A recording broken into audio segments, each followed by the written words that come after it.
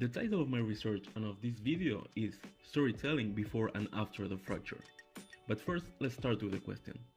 Why is it that we like stories so much? Truth is, we are used to listen to stories carefully, to try to retain as much information as possible, listening to our parents or reading our first books when we were small children. Stories absorbed us and they transmitted us values, bonds, and feelings. Stories are powerful, so why not using them in politics? Truth is, they are already being used, as they have proved to be a very useful and powerful way to engage with voters. So our aim in this research is to understand the general politics strategy of a speaker, just analyzing these stories that they use, and this is called storytelling. Analyzing this partnership politic voter through stories, we can understand the role that these personalities want to play in all these situations and the role that they encourage their listeners to take. And to do this, we have chosen 3 situations that I call fractures, as we saw in the title of the video.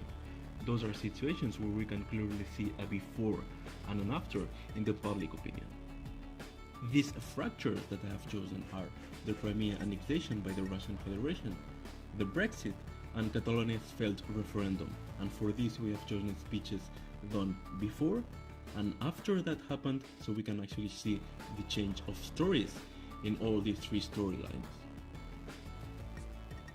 In the case of Crimea, don't you think that public opinion changed its priorities when before constant comments about the Black Sea Fleet or Princess Vladimir baptism done in Crimea, by the way, were done?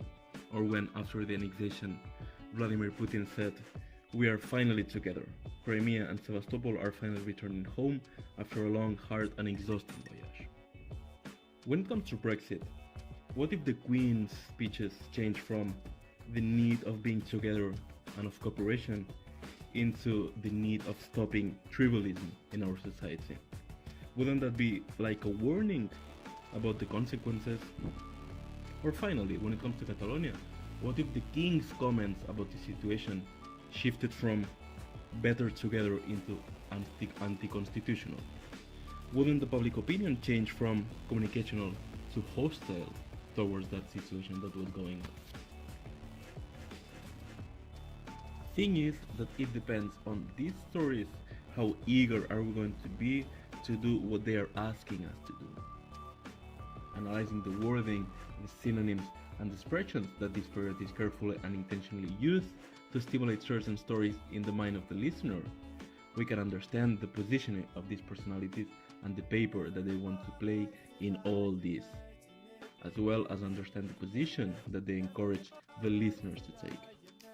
All in all, this is a research to finally understand the political strategy of these speakers, how they want to build a bond and a standing side with their audience, and how storytelling plays a crucial role in this partnership.